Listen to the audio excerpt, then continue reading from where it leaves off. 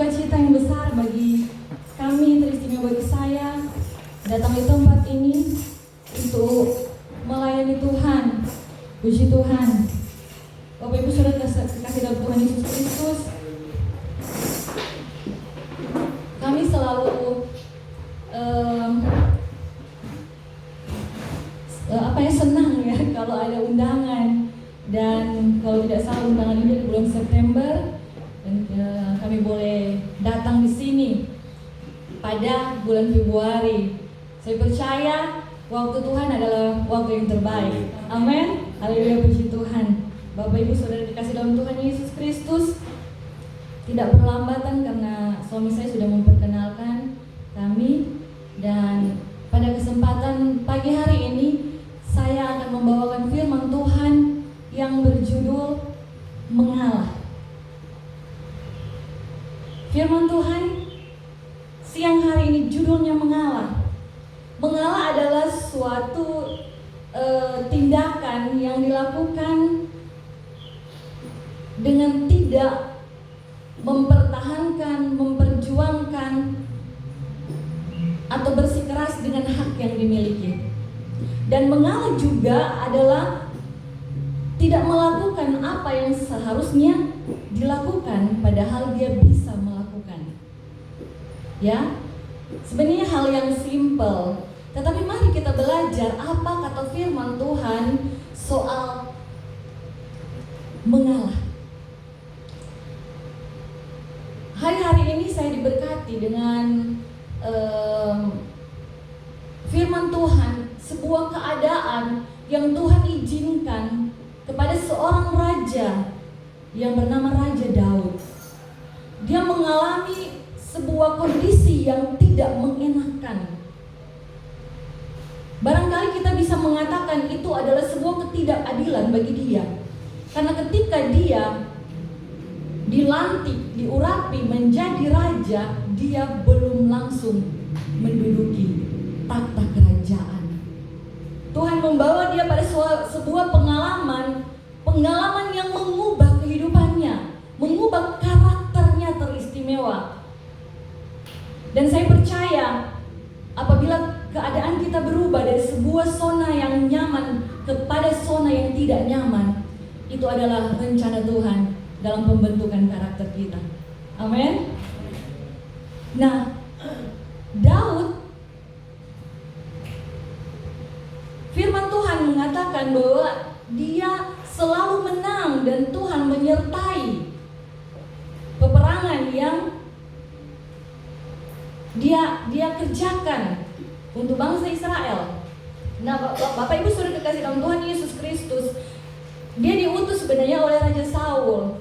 Dan ketika orang Israel mengeluh-ngeluhkan dia bahwa dia mengalahkan lebih banyak, berlaksa-laksa, melebihi apa yang dilakukan oleh Raja Saul, itu mengakibatkan dendam, sakit hati, kepahitan di dalam kehidupan Saul, sehingga banyak hal yang dicoba untuk Saul lakukan untuk membunuh, membinasakan, untuk melenyapkan Daud, sehingga Daud memutuskan untuk melarikan diri.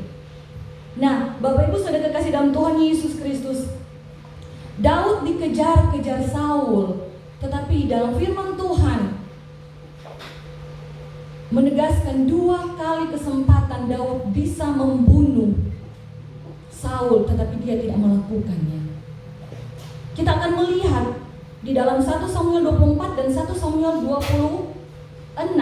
Kalau kita membawa Alkitab, kita bisa batasi, karena kita akan kembali dalam ayat-ayat atau pasal-pasal yang sama. Kita akan tandai Alkitab ini. Kesempatan Daud untuk membunuh Saul pertama ketika ia ada di En-Gedi.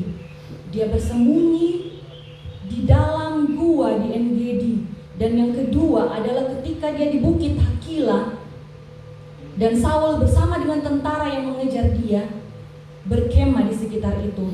Kita mulai kemudian melihat, kita belajar dari firman Tuhan dalam 1 Samuel 24 ayat 5. Lalu berkatalah orang-orang kepada Daud, telah tiba hari yang dikatakan Tuhan kepadamu, sesungguhnya aku menyerahkan musuhmu ke dalam tanganmu, maka perbuatlah kepadanya apa yang kau pandang baik. Maka Daud bangun lalu memotong punca jubah Saul dengan diam-diam.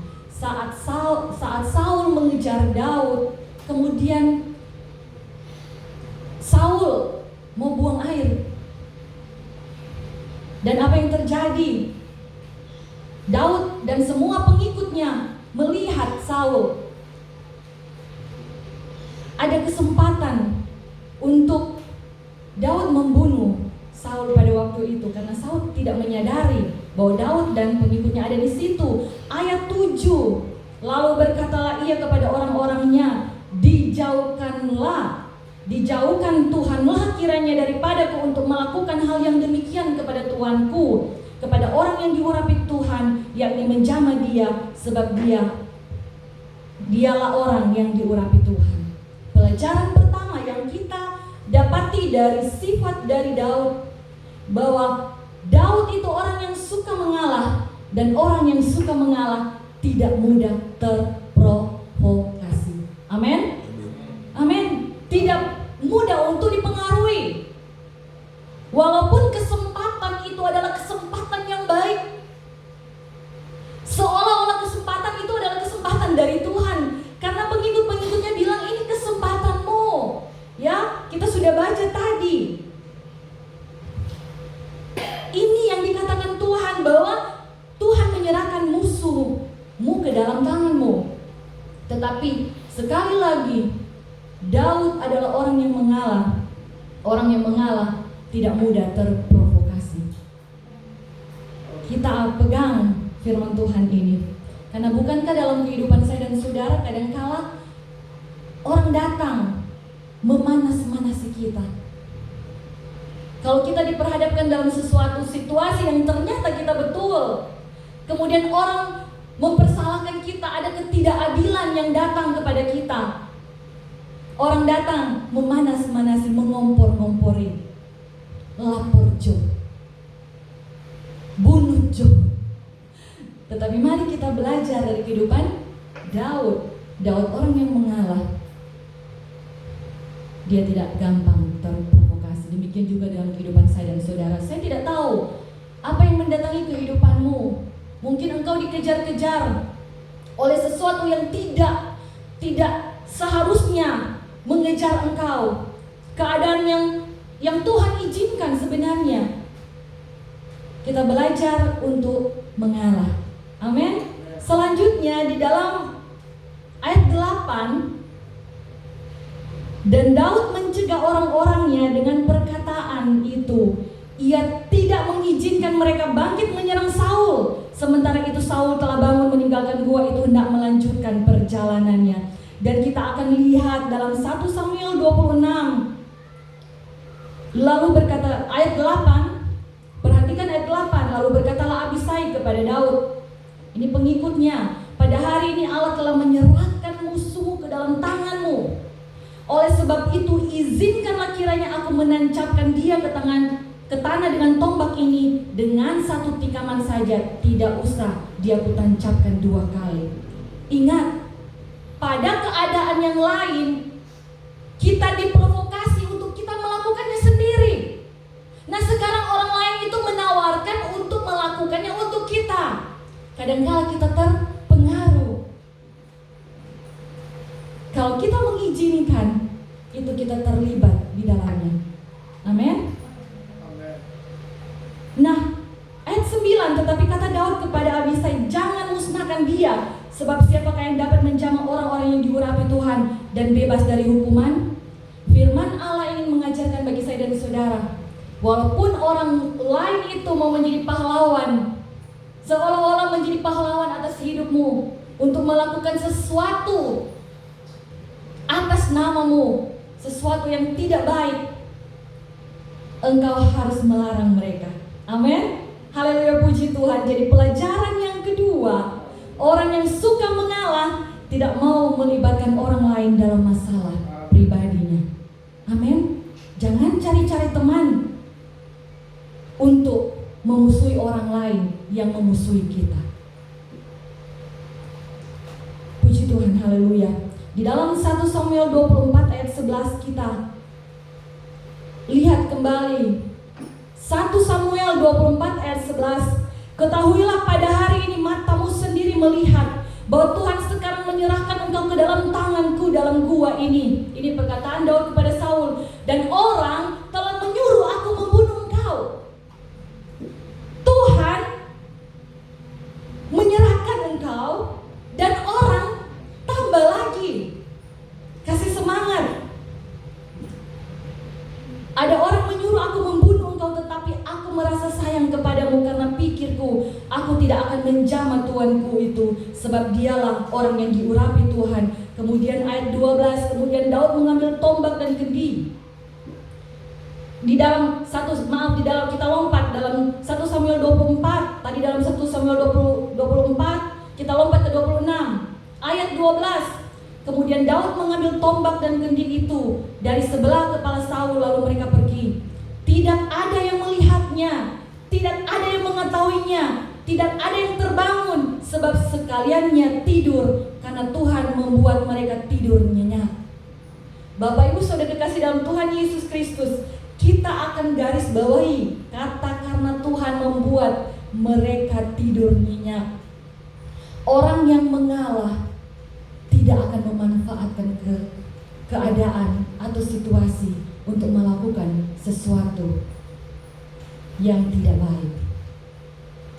Dia tidak mengambil situasi itu untuk melakukan hal yang tidak baik, walaupun sebenarnya Bapak Ibu bisa melihat tadi sekarang Tuhan menyerahkan engkau ke dalam tanganku. Daud menyadari bahwa situasi itu adalah situasi yang dikerjakan Tuhan. Tetapi mari kita melihat apa yang dilakukan oleh Daud. Dia tidak mau memanfaatkan keadaan, meskipun itu keadaan dari Tuhan. Kita pahami bersama bahwa ada sesuatu yang Tuhan izinkan, tetapi mari kita pegang apa yang Tuhan kehendaki. Amin. Tuhan mengizinkan engkau untuk melakukan sesuatu, untuk membalas. Tetapi kita belajar dari kehidupan Daud. Bahkan pun ketika Tuhan membuat mereka semua tidur, Saul dan semua tentaranya tidur, tetapi Daud tidak mempergunakan apa yang Tuhan kerjakan bagi lawannya untuk dia melakukan sesuatu yang tidak berkenan kepada Tuhan. Mari kita pahami Bapak Ibu, kadang sesuatu Tuhan izinkan, tapi kepekaan kita harus mengerti bahwa jangan kita memanfaatkan keadaan itu. Dan bahkan kehidupan kita ada sesuatu hal yang bukan seizin Tuhan, tidak dikehendaki Tuhan, dan kita mengatasnamakan bahwa situasi itu Tuhan so izinkan, Tuhan so kerjakan bagi kita. Hati-hati, sekali lagi kita mencari hal yang berkenan kepada Tuhan. Jangan memanfaatkan keadaan, walaupun saat itu orang lain itu sedang lengah, orang lain itu sedang lemah.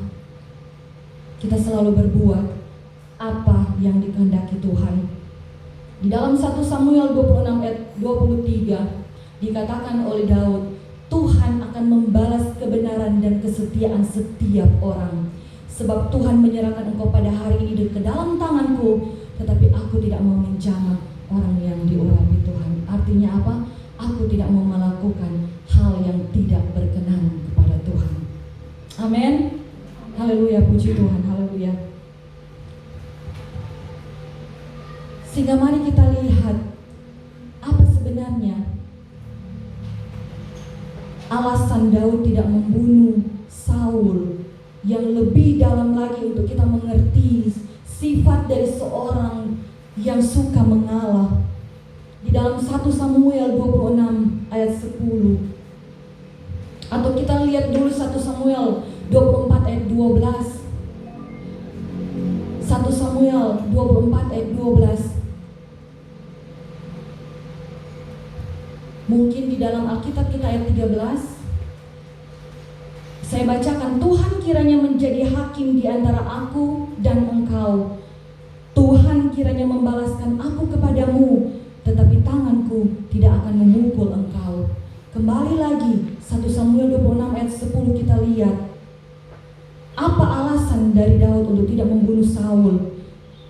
Lagi kata Daud, demi Tuhan yang hidup niscaya Tuhan akan membunuh dia, entah karena sampai ajalnya dan ia mati, entah karena ia pergi berperang dan hilang lenyap di sana. Jadi Daud tidak mau melakukan pembalasan, karena pembalasan itu adalah hak Tuhan. Amin. Haleluya, puji Tuhan. Dia bisa membalaskan, tetapi dia tidak mau, karena Tuhan yang akan membalaskan menurut setiap perbuatan orang lain kepada kita. Jangan kita mengambil alih dari pekerjaan Tuhan. Malah sebaliknya kita mendoakan mereka. Karena di dalam Ulangan 32 ayat 35 kata Tuhan, hakulah dendam dan pembalasan pada waktu kaki mereka goyang, sebab hari bencana bagi mereka telah dekat, akan segera datang apa yang telah disediakan bagi mereka. Pembalasan bagi orang-orang yang membuat hal yang tidak baik dalam kehidupan saya dan saudara, menjadi musuh dalam kehidupan kita, membuat ketidakadilan mengejar kita padahal kita tidak bersalah. Firman Tuhan katakan, pembalasan adalah hakku. Amin. Haleluya, puji Tuhan. Jangan memanfaatkan keadaan. Karena di sini dikatakan dalam Ulangan 32 ayat 35 tadi, pada waktu kaki mereka goyang. Kadangkala kita merasa begitu percaya diri, ketika lawan kita merasa mereka dalam kelemahan, kita tambah injak lagi.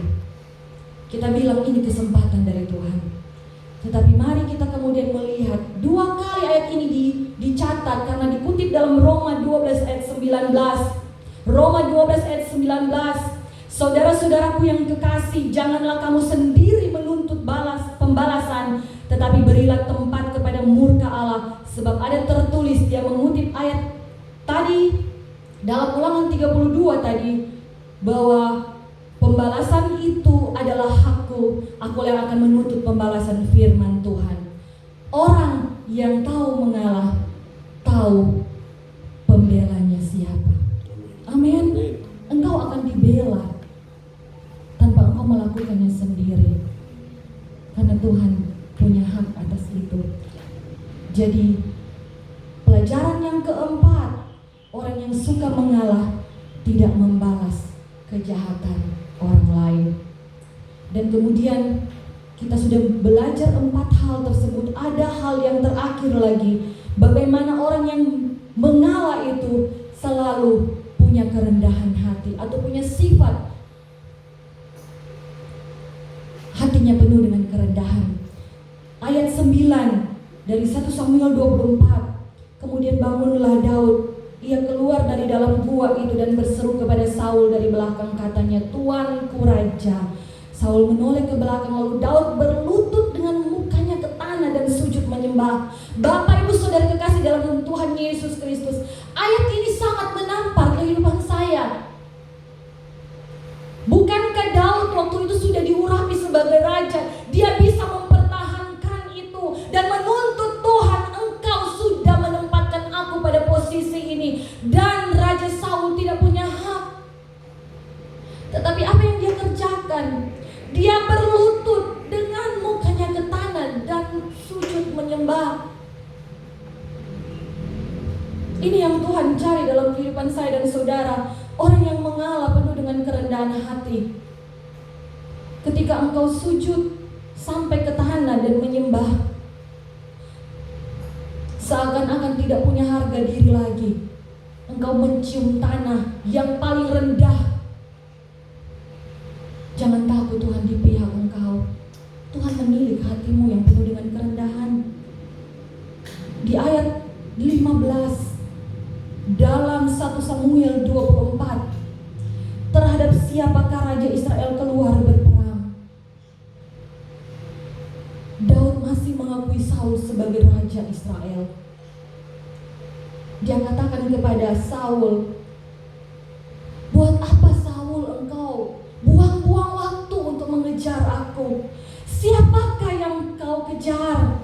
Di dalam ayat 15, siapakah yang kau kejar? Anjing mati seekor kutu saja.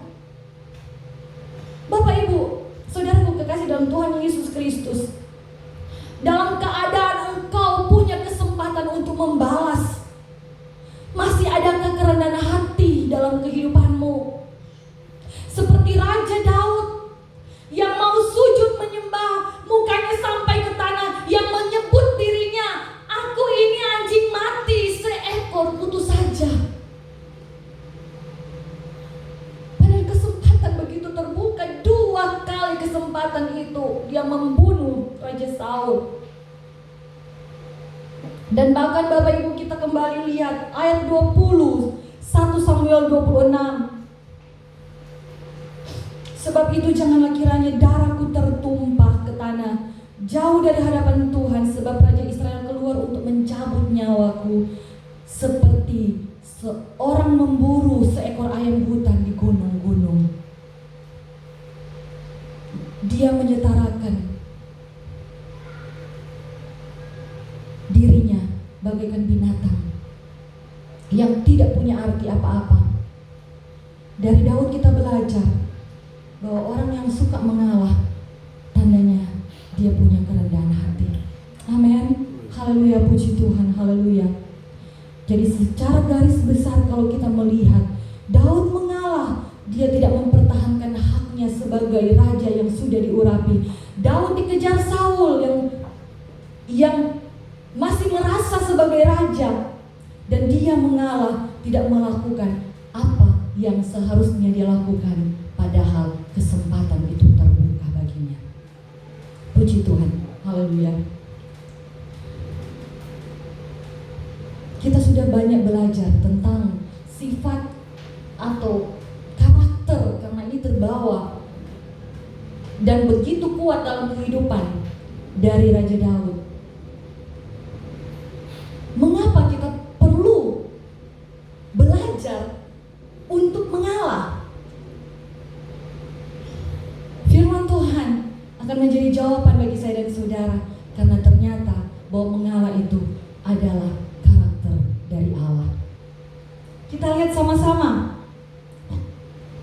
Bapak Ibu, saya membaca sebelumnya dalam Kamus Besar Bahasa Indonesia. Di sana dikatakan bahwa mengalah itu adalah dengan sengaja kalah atau pura-pura kalah, dan yang kedua tidak mau mempertahankan haknya ataupun pendiriannya.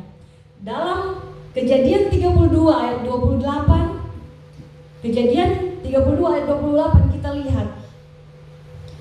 Lalu kata orang itu, namamu tidak akan disebut lagi Yakub, tetapi Israel, sebab engkau telah bergumul melawan Allah dan manusia, dan engkau menang. Kita tahu bersama ya, kisah ini yang kita kemudian mengenal tempatnya adalah Peniel.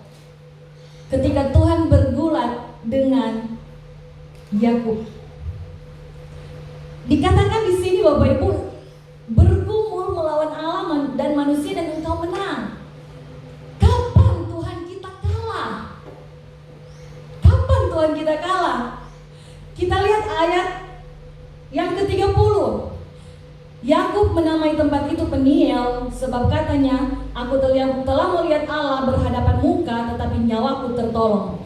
Tahukah Bapak Ibu Saudara dikasih dalam Tuhan Yesus Kristus, zaman perjanjian lama tidak ada yang berani berhadapan muka dengan Tuhan. Karena Tuhan Allah itu penuh dengan kemuliaan, dan orang yang berhadapan dengan Tuhan akan mati. Tetapi dikatakan bahwa bergumul melawan Allah dan manusia dan menang. Apakah Tuhan kalah dan Yakub menang? Kalau kita ingin mempertahankan ayat 28 dari Kejadian 32, betul di sana dikatakan kata orang itu, malaikat itu bilang, namamu tidak akan disebut lagi Yakub tetapi Israel. Tetapi sesungguhnya yang berkata ini adalah, banyak penafsiran yang bilang bahwa ini adalah Allah sendiri, sebab engkau telah bergumul melawan Allah. engkau menang. Kita lihat Bapak Ibu di dalam bahasa Indonesia masa kini untuk Kejadian 32 ayat 30. Ketika Yakub mengatakan tetapi nyawaku tertolong, di sana dikatakan saya telah bertemu muka dengan Allah dan saya masih hidup. Karena itu dinamakannya tempat itu Peniel. Jadi apa? Ternyata Allah itu karakternya itu mengalah. Seolah-olah saya ketika bergumul dengan Allah dalam setiap pergumulan yang Tuhan izinkan, kita menang. Tetapi itu sebenarnya Allah yang mengalah. Saya ingin berikan ilustrasi. Bapak-bapak di sini yang sudah punya keluarga, punya anak. Pada suatu ketika bapak-bapak bermain dengan anaknya, main perang-perangan atau main apapun itu, pukul-pukulan, main ya. Ada kalanya bapak-bapak akan bilang sama anaknya, "Oh papa kalah, papa kalah, papa kalah." Itulah sikap karakter dari Allah yang suka mengalah. Amin. Allah kita Allah tidak, bukan Allah yang pernah kalah, tetapi Allah yang mengalah untuk membawa kita pada suatu titik sehingga kita menyadari nyawaku tertolong. Artinya apa? Kasih karunia Tuhan masih ada dalam kehidupan saya dan saudara. Haleluya, puji Tuhan, haleluya. Allah mengalah atau dengan sengaja dia kalah atau pura-pura kalah, dan itu adalah sifat yang dewasa yang harus kita ikuti dalam kehidupan saya dan saudara. Bukankah kalau selalu dalam keadaan apa yang datang dalam kehidupan kita, orang tua kita bilang sebagai kakak tertua, mengalah, ngana lebih besar, ngana lebih dewasa. Puji Tuhan, haleluya, haleluya. Kemudian sikap karakter Allah ini tercermin lewat kehidupan dari Yesus Kristus, anaknya. Dalam Filipi 2 ayat 3 sampai 9, saya bacakan dengan cepat. Dengan tidak mencari kepentingan sendiri atau puji-pujian yang sia-sia, sebaliknya hendaklah dengan rendah hati yang seorang menghadap yang lain lebih utama daripada dirinya sendiri, dan janganlah tiap-tiap orang hanya memperhatikan kepentingannya sendiri, tetapi kepentingan orang lain juga. Selanjutnya, hendaklah kamu dalam hidupmu bersama menaruh pikiran dan perasaan yang terdapat juga dalam Kristus Yesus, yang walaupun dalam rupa Allah tidak menganggap kesetaraan dengan Allah itu sebagai milik yang harus dipertahankan, melainkan telah mengosongkan dirinya sendiri dan mengambil rupa seorang hamba dan menjadi sama dengan manusia. Amin. Haleluya. Dia tidak mempertahankan haknya, tetapi dia mengosongkan dirinya. Dan dalam keadaan sebagai manusia, ia telah merendahkan dirinya dan taat sampai mati, bahkan sampai mati di kayu salib. Itulah sebabnya Allah sangat meninggikan dia dan mengaruniakan kepadanya nama di atas segala nama. Ketika Tuhan Yesus mengalah, apa dikatakan firman Tuhan? Allah sangat meninggikan dia dan mengaruniakan kepadanya nama di atas segala nama. Haleluya, puji Tuhan, haleluya. Sehingga kita dapat pada satu kesimpulan bahwa orang yang mau mengalah, orang yang suka mengalah, orang itu dimuliakan Allah. Amin. Ingat, orang yang mau mengalah, orang yang suka mengalah, orang itu dimuliakan oleh Allah. Kita lihat Bapak Ibu di dalam Matius 26 ayat 51, bagaimana tersirat betul karakter dari Tuhan Yesus sebagai yang suka mengalah. Matius 26 ayat 51. Tetapi seorang dari mereka yang menyertai Yesus mengulurkan tangannya, menghunus pedangnya dan meletakkannya kepada hamba imam besar, sehingga sehingga putus telinganya. Ayat 52, maka kata Yesus kepadanya, masukkan pedang itu kembali ke dalam sarungnya, sebab barang siapa menggunakan pedang akan binasa oleh pedang. Kita perhatikan ayat 53-54. Atau kau sangkakah bahwa aku tidak dapat berseru kepada Bapakku supaya ia segera mengirim lebih dari 12 pasukan malaikat membantu aku? Bisa kita pahami? Sebenarnya Tuhan mau bilang begini, jangan kamu kira aku sebagai anak tidak bisa berseru minta bantuan kepada Bapa dan Bapa akan membantu aku. Tetapi Yesus tidak melakukannya. Amin. Ketika engkau mengalah sesuatu yang bisa engkau lakukan, jangan lakukan itu. Amin. Hal yang sepele bisa dilakukan Tuhan. Atau kau sangka bahwa aku tidak dapat berseru kepada Bapakku supaya ia mengirim lebih dari 12 pasukan malaikat membantu aku? Jika begitu, bagaimanakah akan digenapi yang tertulis dalam kitab suci yang mengatakan bahwa harus terjadi demikian? Bapak Ibu Saudara kekasih dalam Tuhan Yesus Kristus, kembali lagi kita melihat kehendak Allah, rencana Allah yang ingin Allah kerjakan dalam kehidupan saya dan saudara, membentuk karakter kita. Kita harus belajar mengalah. Ini penting, dan Tuhan Yesus sendiri mengalah. Untuk apa? Untuk menggenapi apa yang ditulis firman Tuhan. Amin. Bukankah hidup saya dan saudara untuk menggenapi firman Tuhan? Ketika engkau menyadari peranmu itu, mari engkau untuk belajar mengalah. Amin. Haleluya. Supaya Tuhan menyatakan kemuliaannya, bahwa itu harus terjadi demikian dalam kehidupan kita. Itu penting bagimu. Penting bagimu untuk engkau menjadi lebih dewasa dalam iman percayamu kepada Tuhan. Haleluya. Bapak Ibu Saudara kasih dalam Tuhan Yesus Kristus, ternyata kalau kita mengalah, kita dimuliakan. Dan yang kedua, kalau kita mengalah, kita memuliakan Allah. Puji Tuhan. Kita datang pada kesimpulan pelajaran dari Daud bagaimana mengalah. Kita sudah sama-sama lihat tadi bahwa orang yang suka mengalah tidak mudah terprovokasi. Yang kedua, orang yang suka mengalah tidak mau melibatkan orang lain. Yang ketiga, orang yang suka mengalah tidak mau memanfaatkan keadaan. Keempat, orang yang suka mengalah tidak mau membalas kejahatan atau dendam. Dan orang yang suka mengalah penuh dengan kerendahan hati. Dari Daud kita belajar bahwa inilah sikap-sikap orang yang mengalah.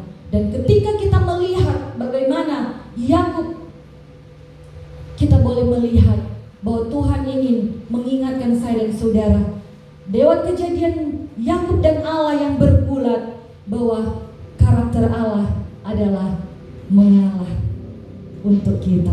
Amin. Haleluya, puji Tuhan. Haleluya. Makanya karakter Allah itu kita dapati dalam karakter Yesus. Sebenarnya kalau kita melihat bahwa terlalu sederhana mengalah ini, sesuatu yang jarang sekali dikhotbahkan, jarang sekali disinggung.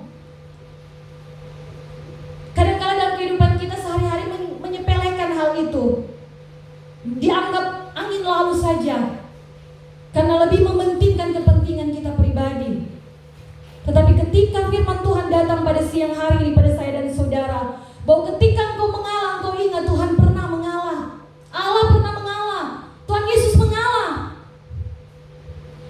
Dan ketika engkau mengalah, engkau dipermuliakan, dan nama Tuhan dipermuliakan lewat kehidupanmu.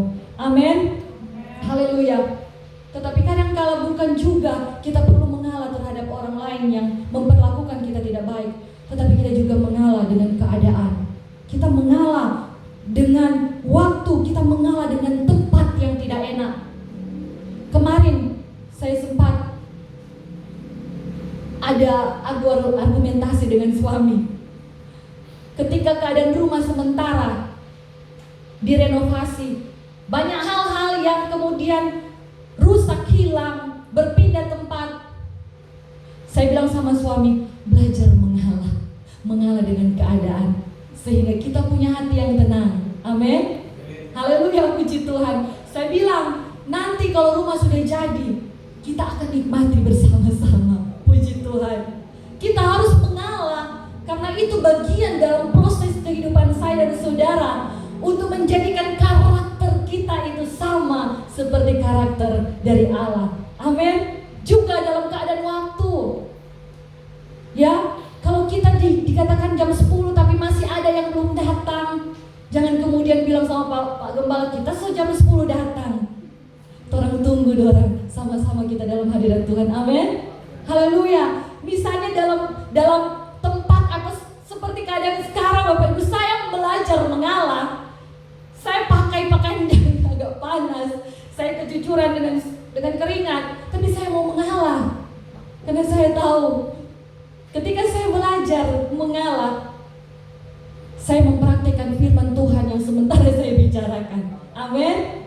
Itulah kita menguasai diri kita, menguasai hati kita, menguasai perasaan kita. Haleluya, puji Tuhan. Walaupun Bapak Ibu kita benar, walaupun kita berhak atas sesuatu, kita yang perlu berubah.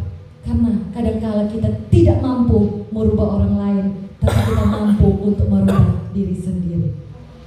Amin. Haleluya, puji Tuhan. Haleluya, puji Tuhan. Mau belajar mengalah? Mau belajar mengalah?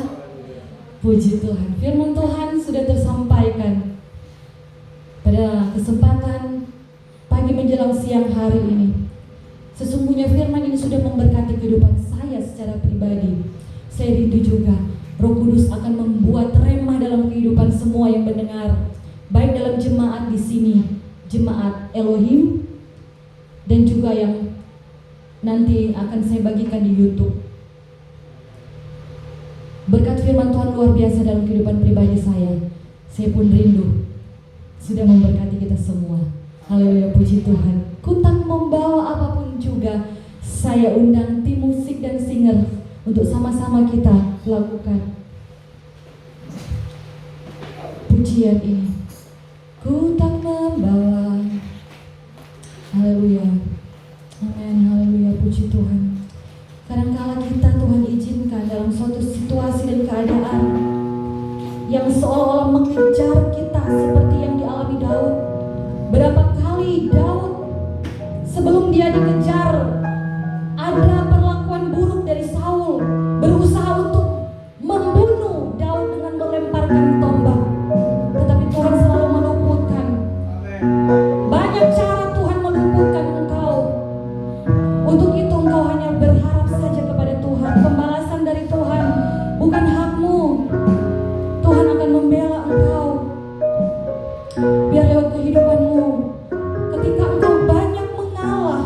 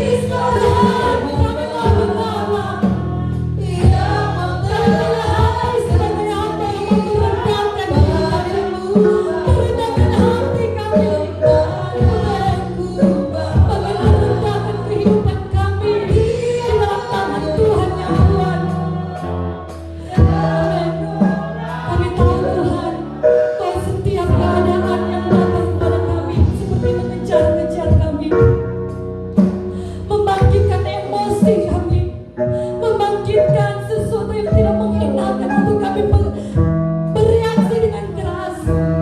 Tetapi kami bersyukur Tuhan, firman-Mu siang hari ini mengajarkan kami satu karakter-Mu yang luar biasa, yang Kau mau mengalah Tuhan. Dalam karya-Mu sebagai Allah, Kau menjadikan Engkau sebagai Bapa bagi kami anak-anak-Mu. Haleluya, cinta Tuhan. Amin, haleluya, cinta Tuhan, puji Tuhan, haleluya. Selamat